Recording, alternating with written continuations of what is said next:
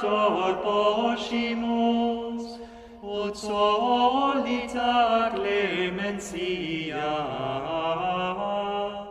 Os dogmas católicos. Dogmas sobre o Papa e a Igreja. Primeiro dogma. A Igreja foi fundada pelo Deus e homem Jesus Cristo. A Constituição dogmática sobre a Igreja, aprovada pelo Concílio Vaticano I, sob o Papa Pio IX, declara o seguinte: determinamos proclamar e declarar desta Cátedra de Pedro o pastor eterno e guardião de nossas almas para converter em perene a obra salutar da redenção, decretou edificar a Santa Igreja, na qual, como casa do Deus vivo, todos os fiéis estejam unidos pelo vínculo da fé e caridade.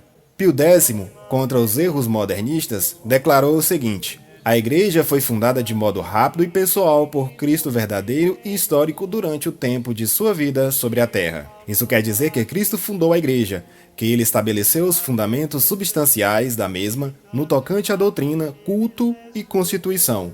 Os reformadores ensinam que Cristo havia fundado uma igreja invisível. A organização jurídica era pura instrução humana. Provas nas Sagradas Escrituras.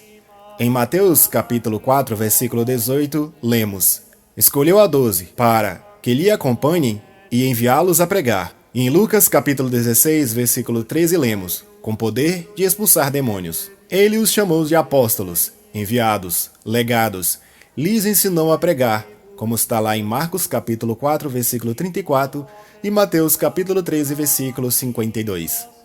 Lhes deu o poder de ligar e desligar, como está em Mateus capítulo 18, versículo 7, de celebrar a Eucaristia, como está em Lucas capítulo 22, versículo 19, e de batizar, como está em Mateus capítulo 28, versículo 19.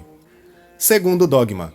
Cristo constituiu o apóstolo São Pedro como primeiro entre os apóstolos e como cabeça visível de toda a Igreja, conferindo-lhe imediata e pessoalmente o primado de jurisdição.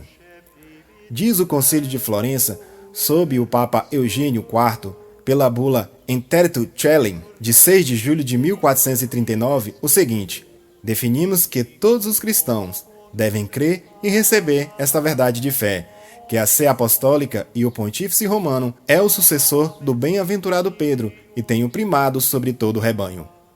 Afirma também o Concílio Vaticano I, na Constituição Dogmática sobre a Igreja de Cristo, o seguinte: se alguém disser que o bem-aventurado Pedro o Apóstolo não foi constituído por Jesus Cristo nosso Senhor como príncipe de todos os apóstolos e cabeça visível de toda a Igreja, seja excomungado. Provas nas Sagradas Escrituras. Em Mateus capítulo 16, versículos do 17 ao 19, lemos: bem-aventurado és tu, Simão, e eu te digo que tu és Pedro, e sobre esta pedra edificarei minha igreja, e as portas do inferno não prevalecerão contra ela. Eu te darei as chaves do reino dos céus, e tudo quando ligares na terra.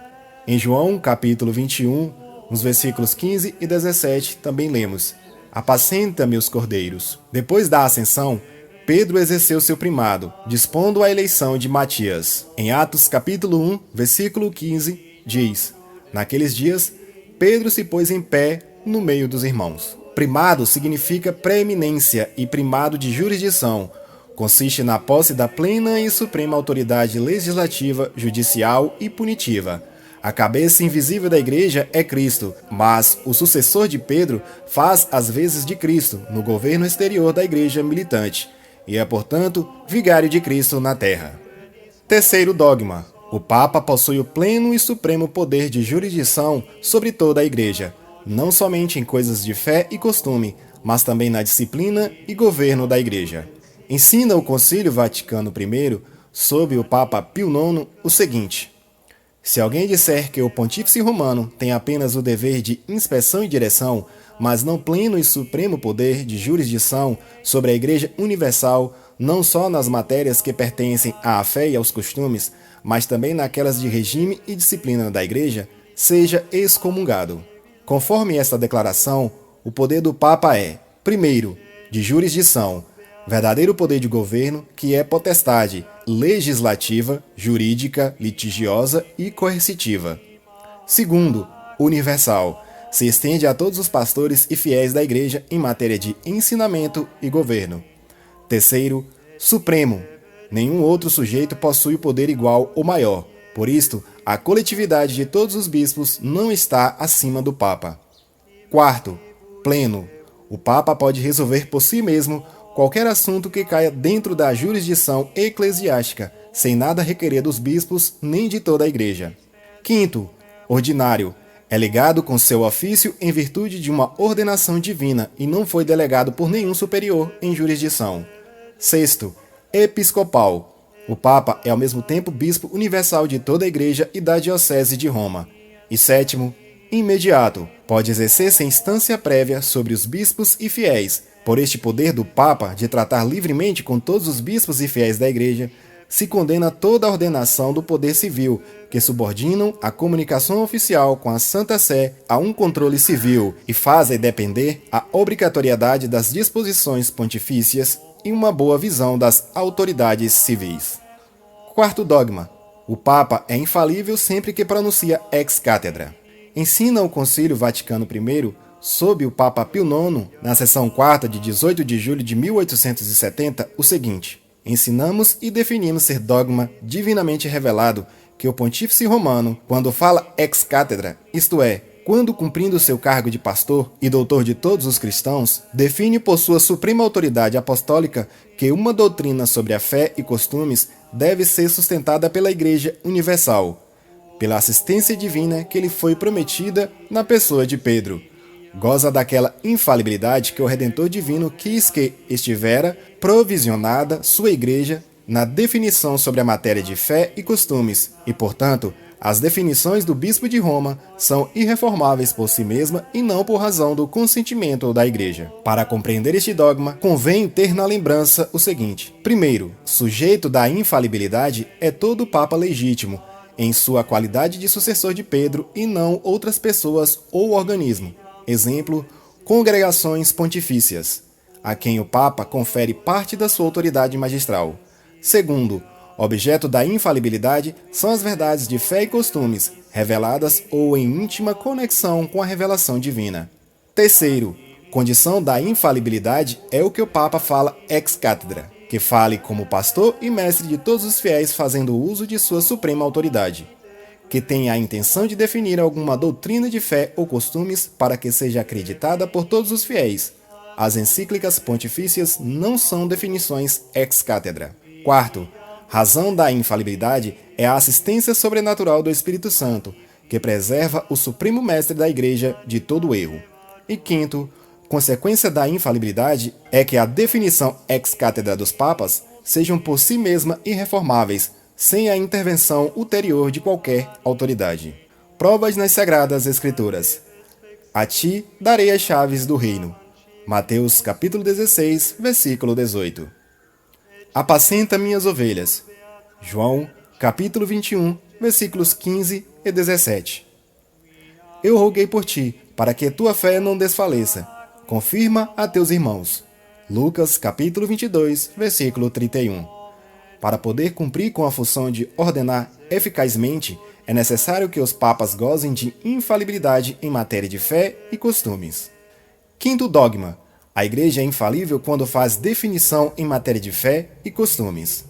Declara o Concílio Vaticano I, sob o Papa Pio IX, o seguinte: o Pontífice Romano, quando fala ex cátedra, possui aquela infalibilidade que o Divino Salvador quis que estivesse dotada sua Igreja quando define algo em matéria de fé e costumes.